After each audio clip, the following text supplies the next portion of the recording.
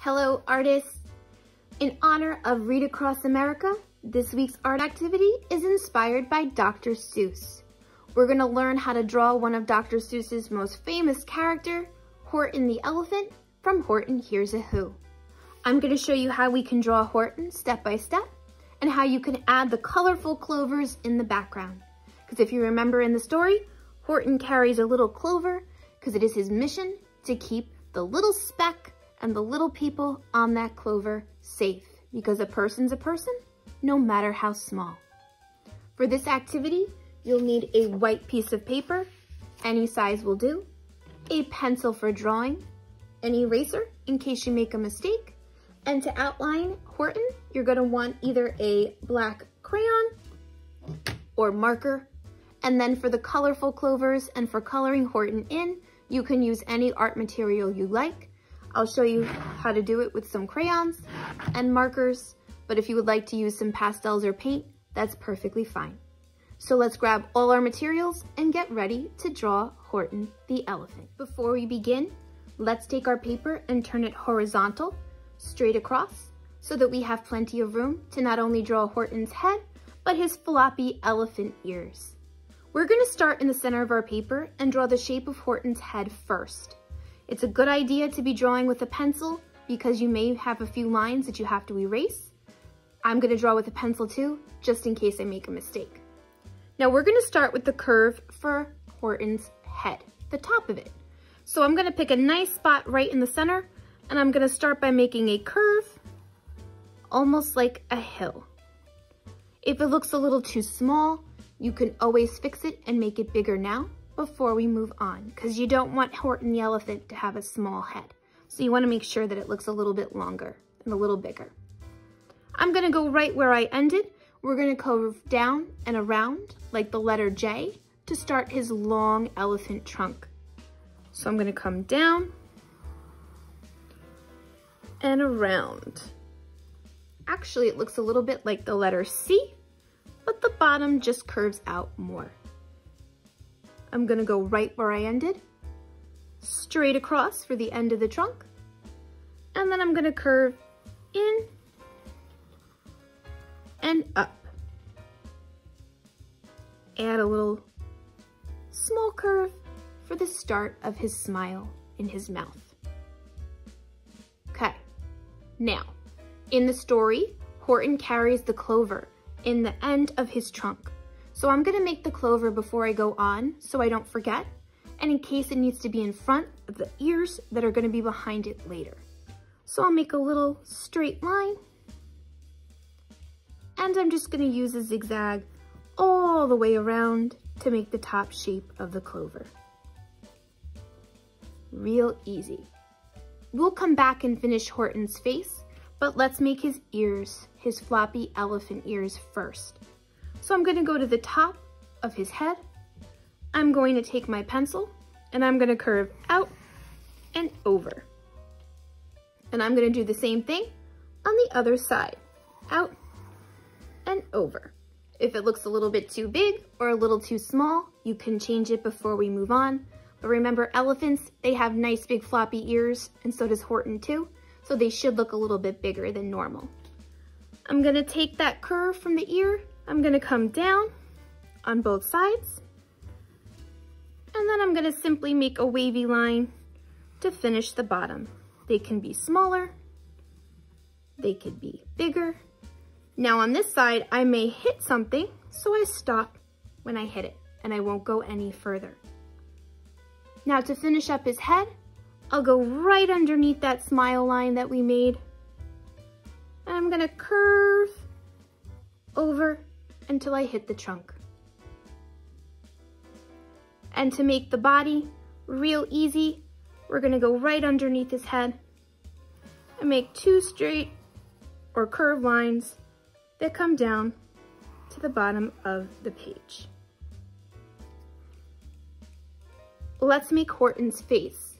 So I'm gonna go right over here to the empty space in between his ears, right where his head would be. And we're gonna make nice big circles for Horton's eyes. Once and twice. For the inside, I'm gonna make a curved line and color it in with my pencil.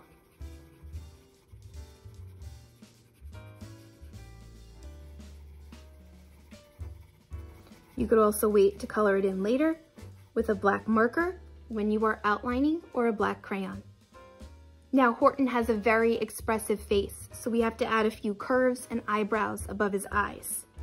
So 2 little curves first, and then 2 nice big curved eyebrows that Horton always uses when he moves his facial expressions and he's happy and sad or angry or confused. Now Horton is an elephant and they also have a nice sized tail. So I'm gonna go to the side of his body and I'm gonna make a wavy line up, a wavy line back down, and then just cover the end of the tail with some simple straight lines that I can color to make it look furry, like an elephant's tail would be. Now I'm gonna add a couple of little extra illustration lines to my picture so that it looks a little bit more like the pen and ink drawings of Horton Hears a Who in the book by Dr. Seuss. So along the trunk, I'm gonna add some little lines to make it look like it's rough texture that an elephant's trunk would be. And then inside the ears, I'm gonna add a curved line for the inner part of the ear of the elephant. Okay, now that you have your Horton the Elephant all drawn, you could take a look. If there's anything that you think looks a little bit off or looks a little bit different than what you want it to look like, you could always erase it and fix it before we move on. I actually think that the line for this part of my body looks a little bit too wide, so I'm just going to erase it and move it in closer. It is perfectly fine to make a mistake and try again. I make mistakes and try again all the time. It's how we learn how to draw and how we get better along the way. And if you still see a little bit of your pencil marks, it's okay. You're gonna color it in later and you won't see it anymore after you add your color. So once you're ready, you can grab a black marker. You can outline your Horton Hears a Who, either with a black marker or a black crayon. It's up to you. Remember, it doesn't have to be a permanent marker. You can use a regular black marker if you want. It'll work just as fine. And then after you outline, you could color Horton in. He is a grayish bluish color. So if you have a gray crayon or even a light blue crayon, that'll work. Or if you wanted, you could mix the 2 colors together. So you can go ahead and outline and color in Horton.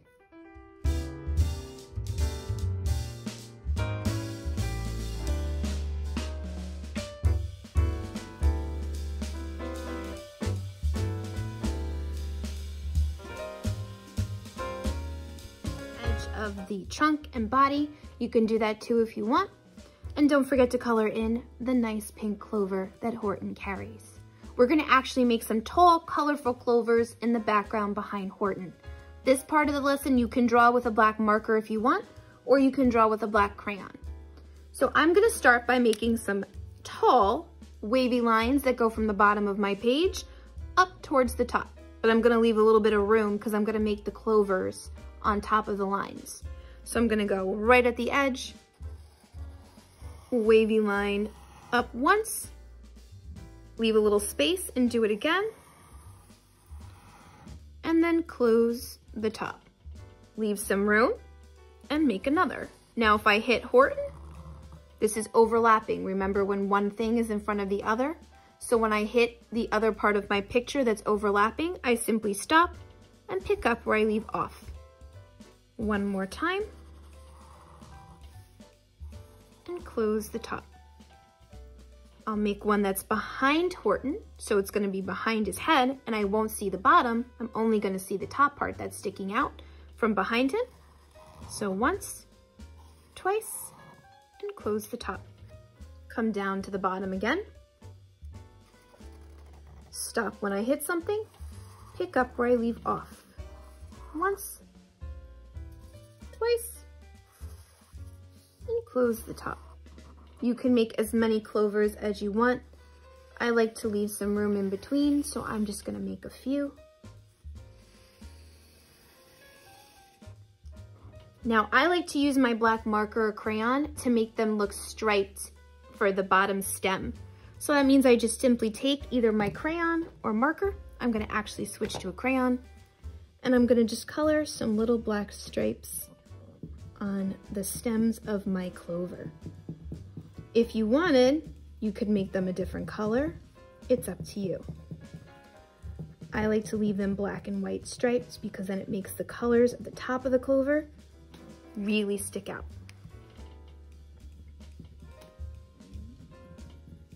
Now, when we make the colorful clovers, you can use markers, you could use crayons. If you wanted to paint, you could paint. I'll show you how you could even add some water to your markers to turn them into a type of watercolor paint. That's a possibility. It's up to you what types of art materials you want to use for your picture. Whatever you choose to do, just make sure you use them neatly and that you fill in your spaces completely. Okay. Almost done with my black and white stripes. Remember, you could also do this with a black marker. That would work too.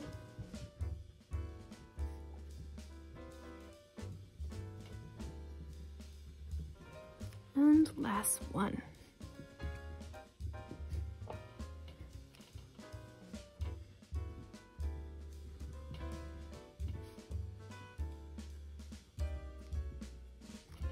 If I were to use a marker instead, I would just be coloring side to side. That's the only difference. Okay. Now that my stripes are done, I'm gonna go back to my marker or crayon that I was drawing before with, and let's make the shape of the clovers up top. So we're gonna make the same zigzag shape that we did for the small clover in his trunk. We're just gonna make them bigger. So zigzag all the way around. And if I hit the end of the page, I stop and pick up where I leave off.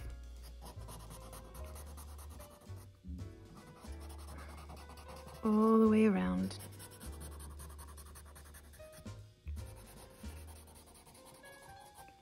Now in the story, the clovers in the garden that Horton is walking through are very colorful. So you can use whatever colors you want for your clovers. They don't have to be pink like the one I made before. Now you could do this a couple of ways. You could take markers and crayons. You can color the whole thing in that way. Right? I could always add some lines and put crayons right on top if I wanted. Or just use the markers and crayons to color them in. I could use paint. Or another little thing I could do is I could take my markers. Now, as long as my markers aren't permanent and they aren't washable, meaning, let's see.